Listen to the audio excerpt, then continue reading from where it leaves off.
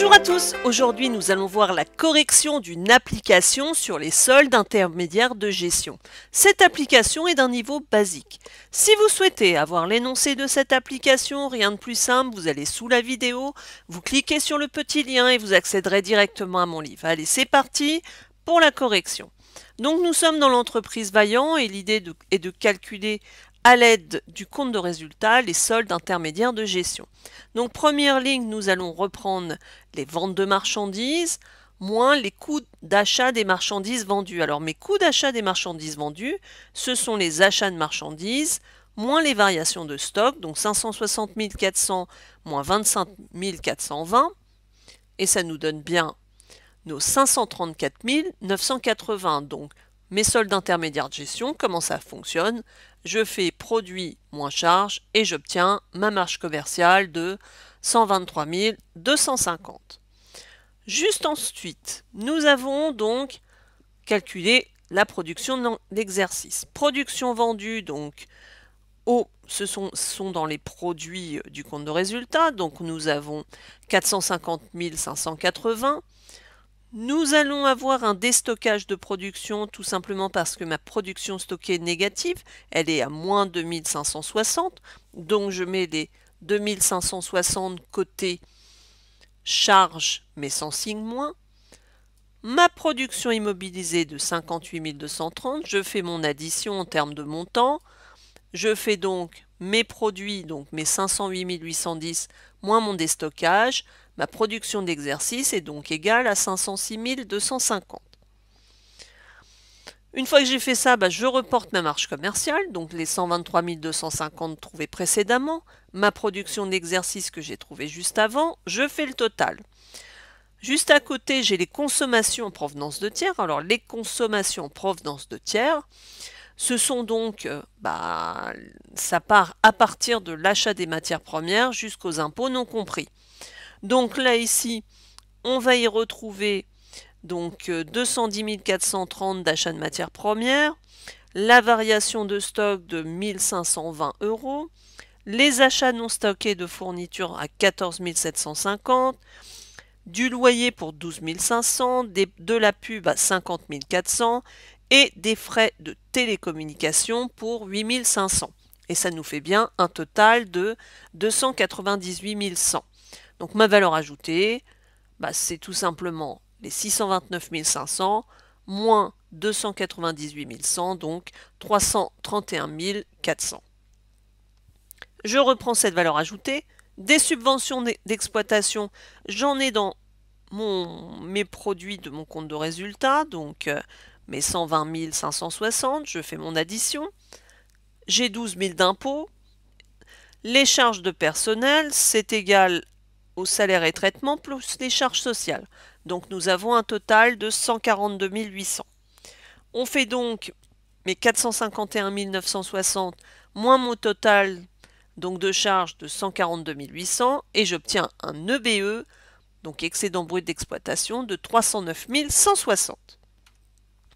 Que je reporte côté produit. J'ai des reprises sur transfert de charges, donc ça se trouve côté produit. Donc j'ai 25 800 de reprises sur amortissement et 5 000 de transfert de charges. Et j'ai 1890 € d'autres produits. Donc je fais mon petit total 341 850. De l'autre côté, j'ai des amortissements sur immobilisation et actifs circulants. Ça me fait 52 000. J'ai des autres charges, 560. Donc ça me fait 52 560.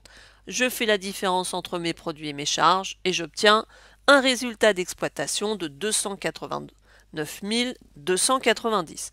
Si vous voulez vérifier d'ailleurs, n'hésitez pas, vous reprenez les éléments de votre compte de résultat, vous faites produit d'exploitation moins charge d'exploitation et vous devez obtenir le même résultat. Nous continuons.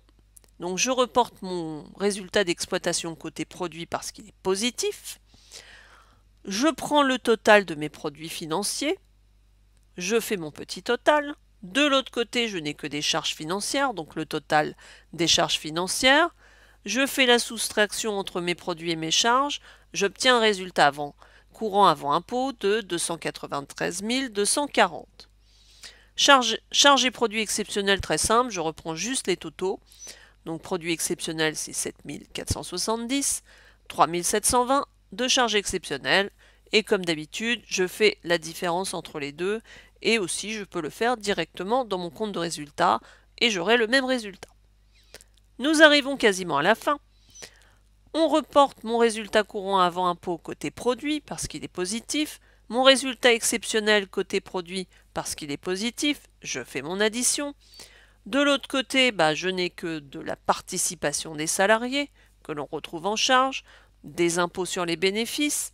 Je fais ma différence entre les deux et j'obtiens 216 630 comme dans notre compte de résultat et c'est très bien.